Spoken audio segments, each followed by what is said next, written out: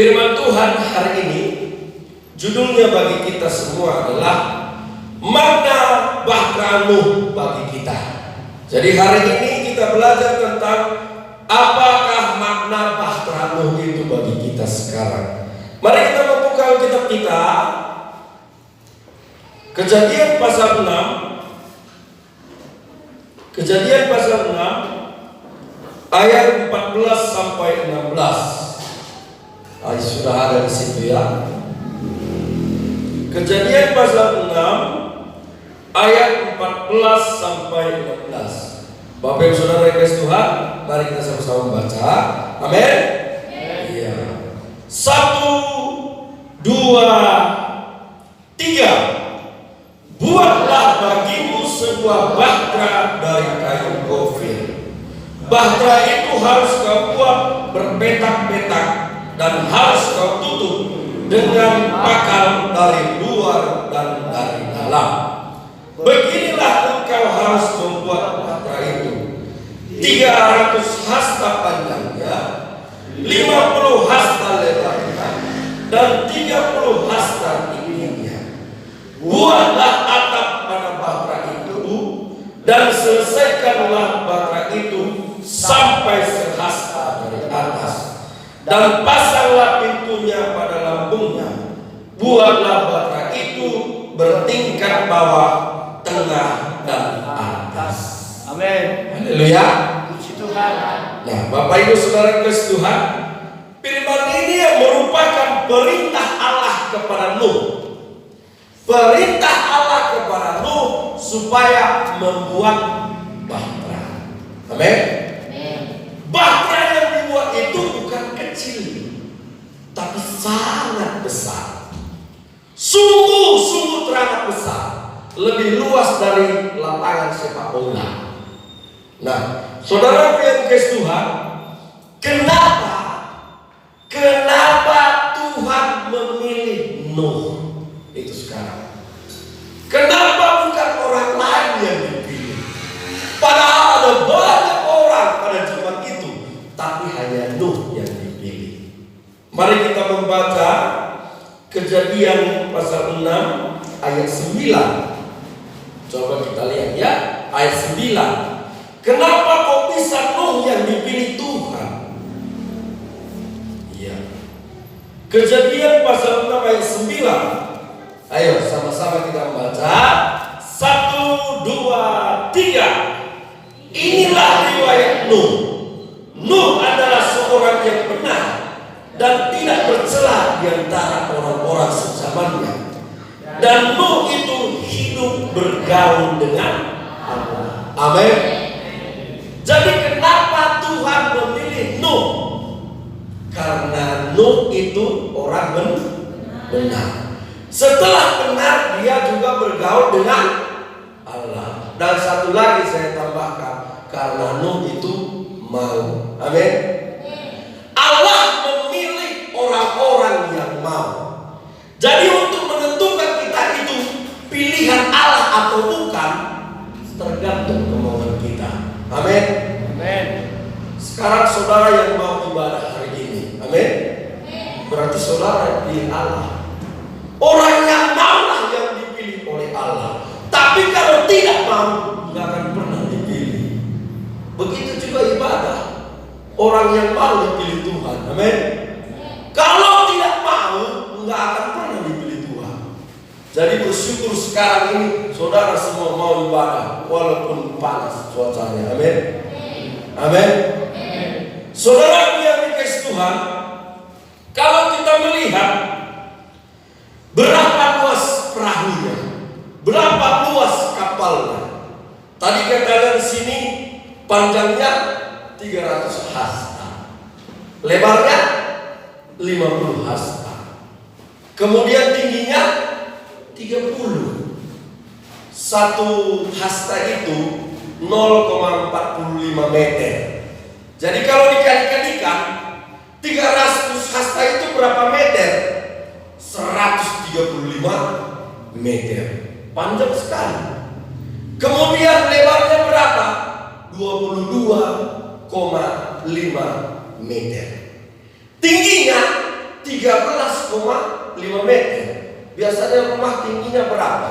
Sekitar 2 meter ya, kalau rumah. Tapi ini sampai 13 meter ke atas, 13,5. Luar biasa besarnya. Coba lihat. Seperti kira-kira seperti inilah perahunya. Seperti itulah perahu yang diperintahkan Allah supaya yang membuat. Dan saudara PNS Tuhan, membuat bahtera seperti ini nggak gampang. Saudara tahu berapa lama dibuat? Kalau ada yang tukang di sini membuat rumah, kira-kira berapa lama membuat rumah? Bisa sampai sekitar 3 bulan ya. 3 bulan lah standarnya membuat rumah. Tapi ini seluas ini, lebih luas dari lapangan sepak bola. Lapangan sepak bola itu 110 panjangnya, 90 lebarnya. Tapi kalau ini 135 panjangnya, lebarnya 22,5. Luar biasa. Kalau 100 meter kira-kira dari mana coba? Mungkin sampai dari sini sampai ke simpangnya, sampai 100 meter. Ada ya? Saudara yang hitung nanti. Saudara hitung nanti berapa? Segitulah luasnya, besar sekali. Dan bukan 1 hari 2 hari yang buat rumah saja itu bisa sampai 3 bulan. Itu tahu berapa lama? 120 tahun. Coba bayangkan itu. Kita ada umur kita 120 tahun. Saya pikir zaman sekarang susah cari orang 120 tahun ya. Masih ada 120 tahun? Kayaknya nggak ada ya. Mudah-mudahan kita nanti 120 tahun. Amin. Saudara mau umurnya 120 tahun? Ya aku nggak mau. Saudara mau ya? Berbahagialah saudara 120 tahun. Sudah cucu-cucunya nanti sudah besar-besar, dia sudah begini 120 tahun seperti itu. Saya tidak mau 120 tahun umur saya. Kenapa? Capek. Kalau sudah tua saudara, mati pendengaran, mati penglihatan, mati tenaga. Jadi di rumah saja cuma kerjaan. Untuk apa? Lebih bagus ke surga. Amin. Jangan mau umur panjang. Ada yang mau umur panjang, angkat tangan. Itu jadi ragu. Tadi mau 120 tahun, mau om. Siapa mau panjang umurnya? Gak ada yang angkat tangan. Saudara mau kemana sekarang? Haleluya. Puji Tuhan. Puji Tuhan. Haleluya. Mari kita bertepuk tangan. Saudara yang Tuhan, betapa Nuh itu membuat bahtera itu 120 tahun. Dan bukan hanya membuat bahtera saja, tapi penginjilan. Saudara-saudara yang Tuhan, tidak lama lagi ada air bah. Bertobatlah. Tuhan yang menyuruh saya untuk membuat bahtera ini. Dan bahteranya tahu di mana dibuat? Di atas. Biasa membuat kapal di mana? Di pinggir pantai, di pinggir danau Toba itu, samping Toging itu banyak kapal kan. Tapi ini disuruh buat perahu, buat kapal di atas gunung Sepiso. Aneh nggak?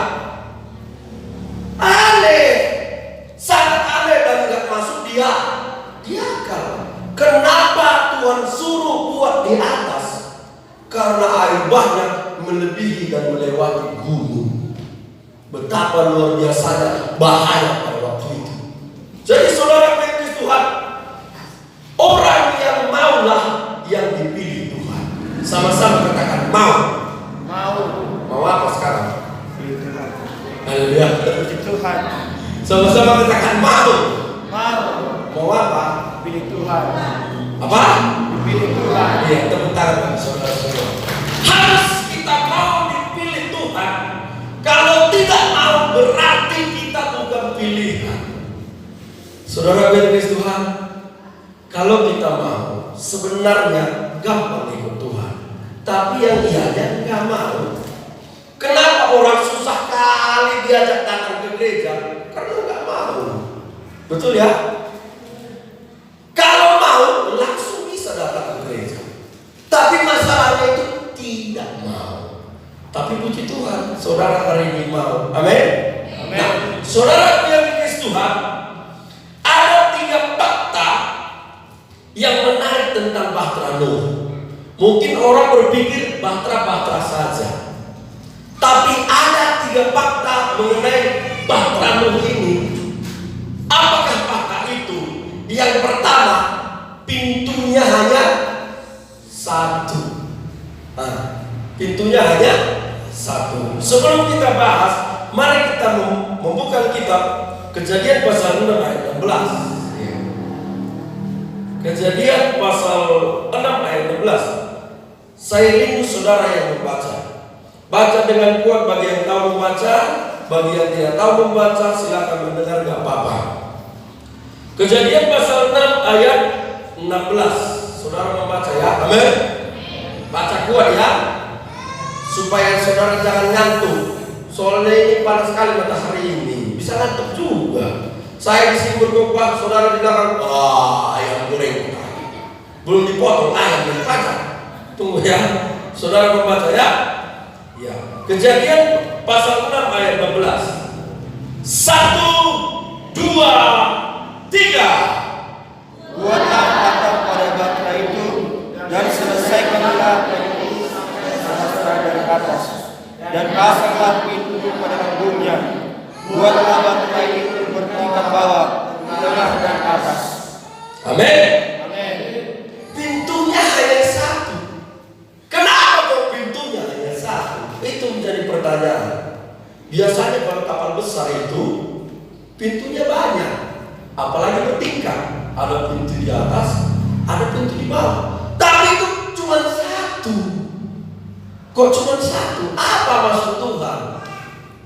Pintu keselamatan hanya 1. Amin. Orang yang masuk melalui pintu bahtera itu yang selamat. Siapa aja yang masuk melalui pintu itu? Hanya keluarga Nuh. Yesus berkata, akulah pintu. Ayo kita membaca. Saudara kayaknya ragu ini. Yohanes pasal 10 ayat 9. Ya, nanti kembali lagi di situ ya. Yohanes pasal 10 ayat 9. Ayo sama-sama kita membaca. Yohanes pasal 10 ayat 9. Sama-sama kita membaca. 1, 2, 3. Akulah pintu. Barang siapa masuk melalui aku, ia akan selamat, dan ia akan masuk dan keluar dan menemukan padang rumput. Amin. Amin. Siapa yang masuk melalui pintu bahtera itu, maka dia yang selamat. Termasuk binatang mana tadi? Coba kembali lagi. Termasuk binatang-binatang itu. Siapa yang masuk melalui Yesus, maka dia yang masuk surga. Amin. Bahtera Nuh itu gambaran dari Yesus Kristus. Tidak ada yang bisa selamat kecuali melalui Yesus. Dan kemudian Bapak Ibu Saudara Tuhan, kalau cuma 1 pintu, berarti kalau ke dalam kita bagaimana? Harus lihat binatang itu. Bagaimana dia itu? Antri. Artinya melalui 1 pintu itu hidup kita bisa teratur. Coba kalau tadi banyak pintunya, terserah binatang dari mana aja masuk kan? Jadi nggak beraturan. Orang yang masuk melalui Yesus hidupnya harus teratur. Haleluya. Puji Tuhan. Puji Tuhan. Haleluya. Jangan sempat hidup kita berantakan. Amin. Khususnya berantakan iman. Ada banyak sekarang berantakan imannya gara-gara tidak mau dipilih oleh Allah. Saudara dan saya harus mau dipilih Allah dan hidup secara teratur. Amin. Jadi nggak sembarangan Tuhan menyuruh Nuh untuk membuat bahtera yang pintunya hanya 1. Ada tujuannya semua, ada maknanya semua, yaitu supaya hidup dalam keteraturan. Jangan hidup terserah. Amin. Kenapa sekarang ini makin melunjak orang yang kena virus corona? Karena hidup terserah. Hidup sekarang sudah terserah orang-orang ini semua. Tidak peduli lagi ada corona atau enggak. Menganggap suasananya biasa-biasa saja, padahal tidak biasa. Makanya sekarang saudara ini hanya sedikit yang pakai masker lagi. Saya lihat ini datang ini. Jangan terserah Pak, amin. Amin. Jangan terserah Bu, amin. Adik-adik muda jangan terserah, haleluya. Puji Tuhan. Bagaimana tidak bertambah orang yang kena virus corona? Karena terserah. Jangan terserah. Saya ada usahakan selalu pakai masker ini. Dan bila perlu cuci tangan sesering mungkin. Sesering mungkin. Supaya nanti lengket virusnya nggak kena kita. Karena cuci tangan.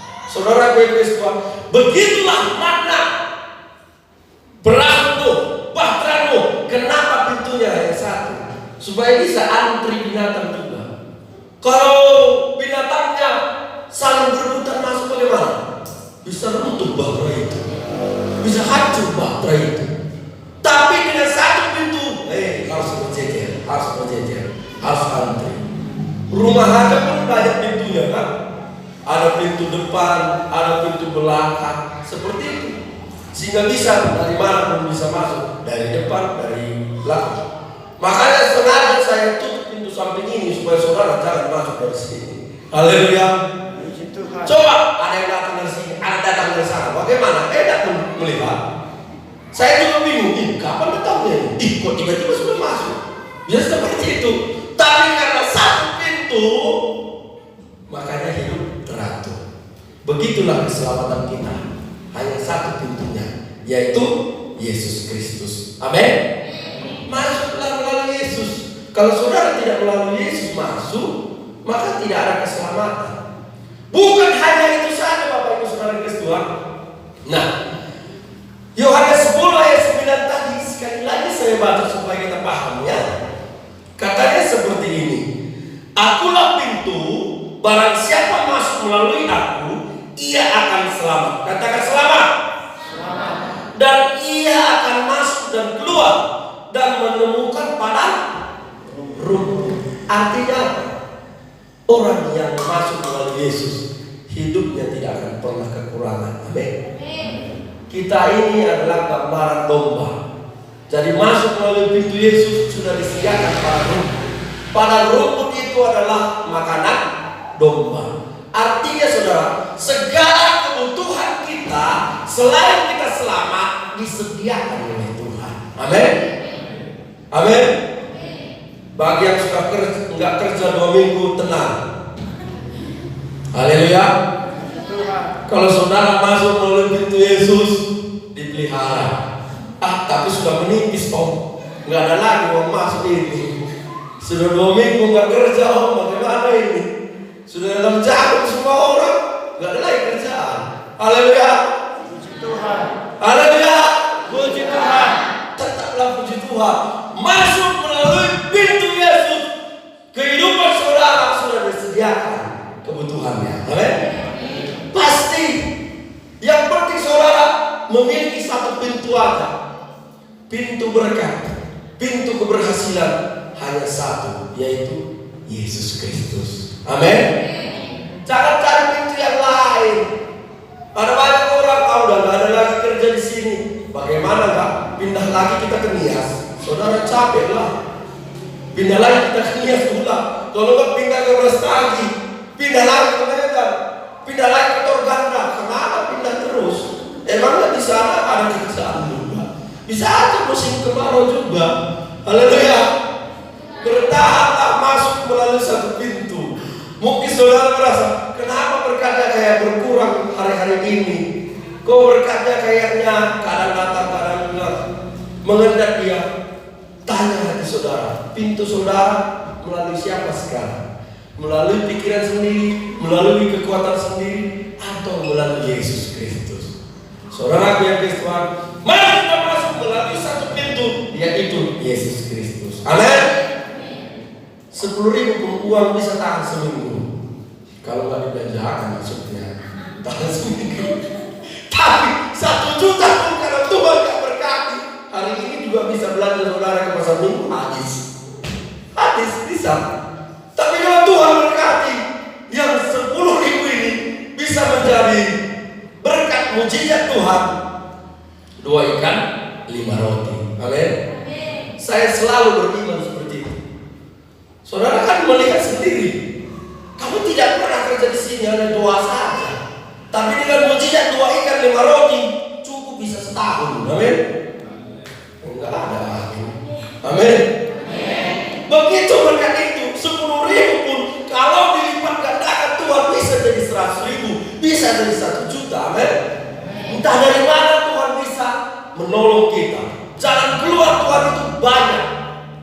Enggak cuma 1 jalan ke Roma katanya. Ada 101 cara untuk jalan ke Roma katanya. Kesetunggal ini pun ada banyak jalan. Dari mana pun bisa. Dari Tongking, dari Pengambatan, dari Aikobo, dari Kabanjahe bisa kita ke sini.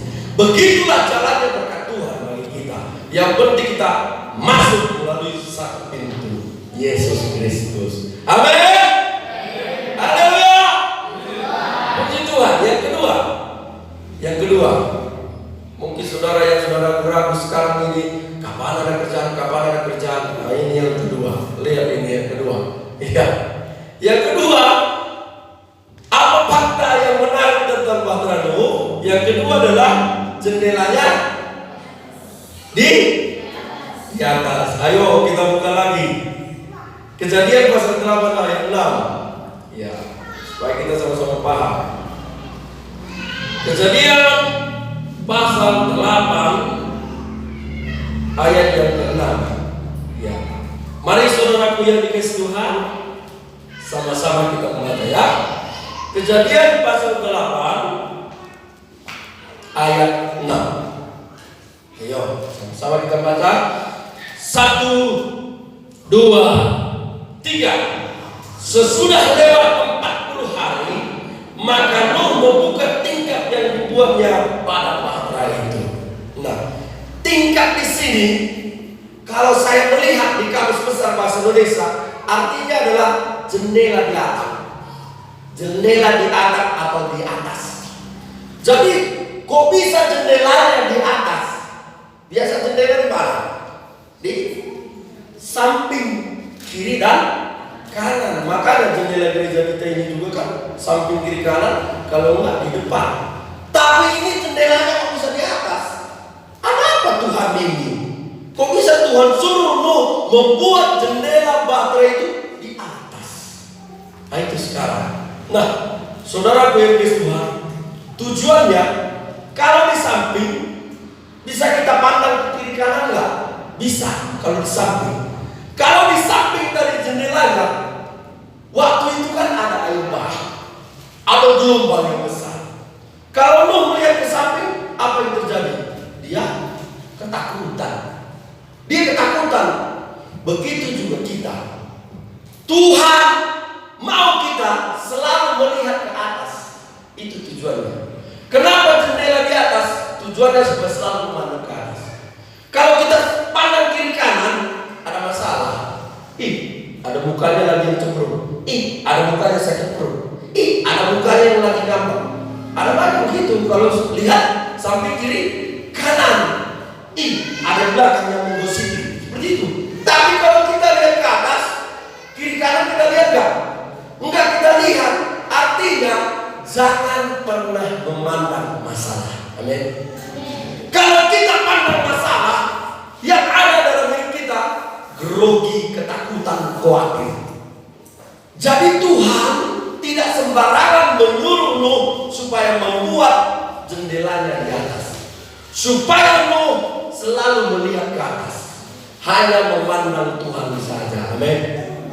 Saudaraku, sekali lagi, bagi yang sudah 2 minggu lewat gak kerja, pandang Tuhan. Amin. Jangan pandang jagung orang, kapan panen. Dan bisa aku kerja ini, kapan panen. Jangan pandang tomat orang, kapan panen tomatnya. Haleluya. Gak usah pandang itu. Pandang ke atas. Lihat Tuhan, lihat Yesus. Maka saudara tidak akan khawatir bagaimana kondisi sekeliling kita. Amin. Itu tujuannya. Jadi kalau Nuh tadi memandang kiri kanan, ada gelombang yang besar, ada badai yang besar, seluruh dunia ini ditutupi dengan air.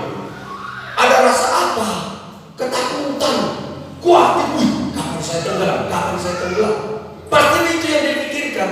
Tapi dengan melihat jendela yang di atas, dia selalu memandang Tuhan.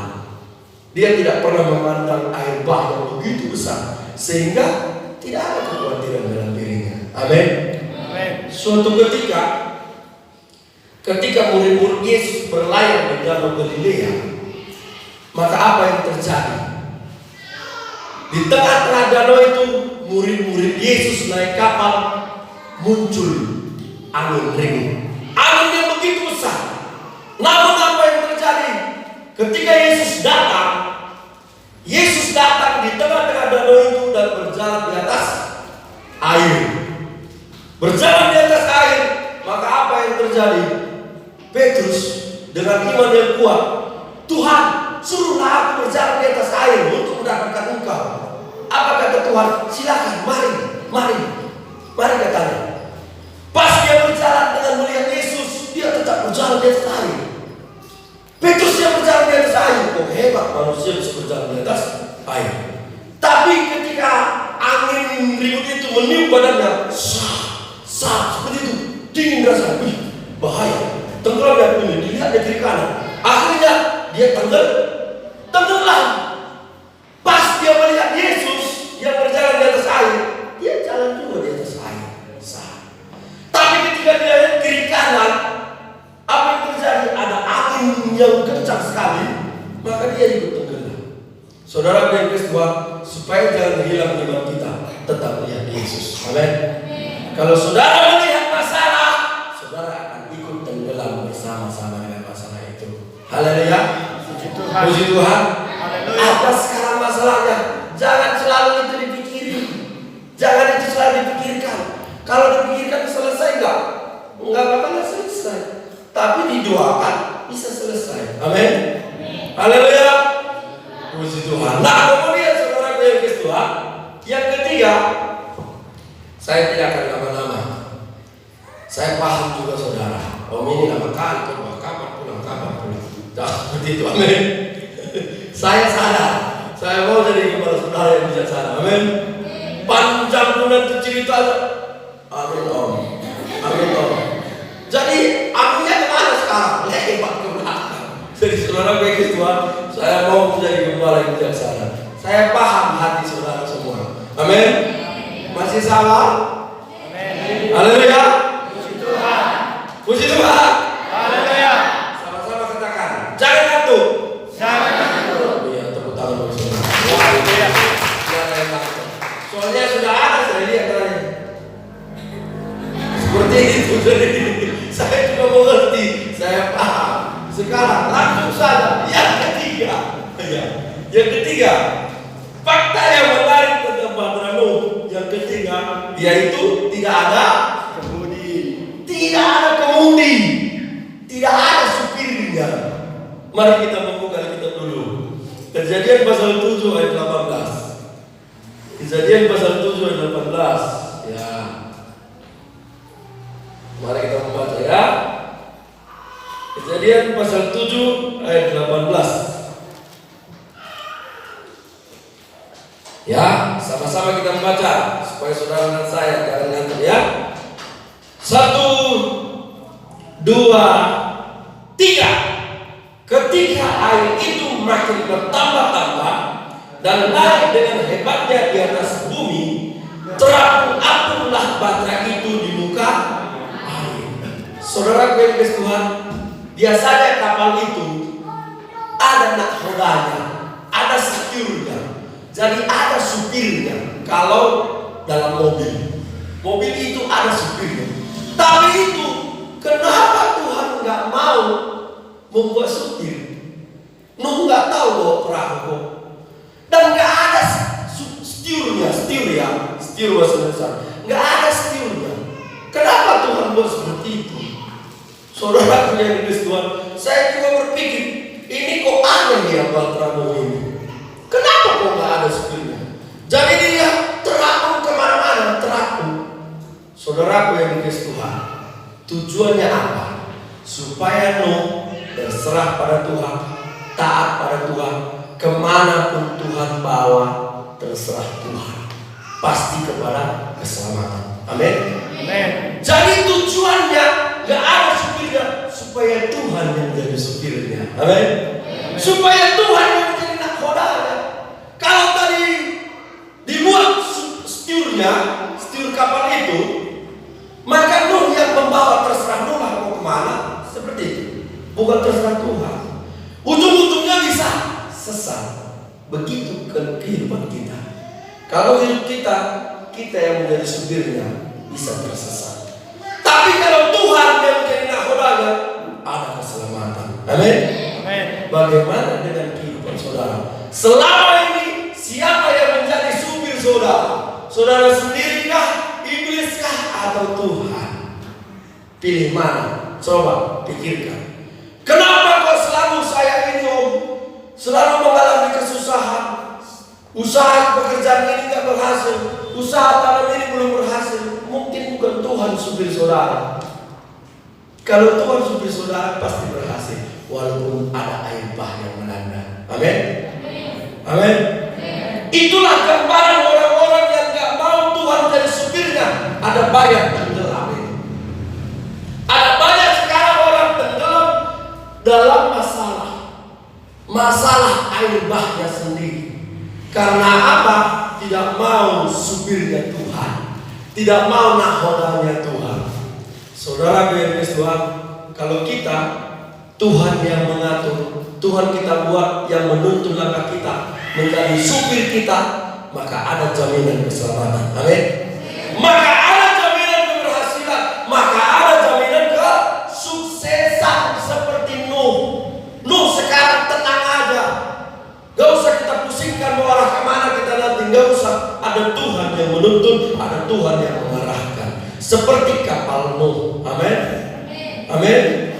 Jadi kalau begitu kita tidak akan tenggelam seperti orang-orang sana itu. Tenggelam semua. Kebanyakan orang sekarang tenggelam dalam masalah gara-gara dia yang menjadi supir kehidupannya sendiri. Sehingga gak ada kebahagiaan, tidak ada keselamatan. Haleluya. Puji Tuhan. Puji Tuhan. Haleluya. Jadi sekarang jangan berjalan menurut pikiran sendiri, tapi berjalanlah menurut pikiran Tuhan. Amin. Saudara berkes Tuhan, yang Tuhan mau di dalam hidup kita supaya kita taat dan mengikuti perintah Tuhan. Orang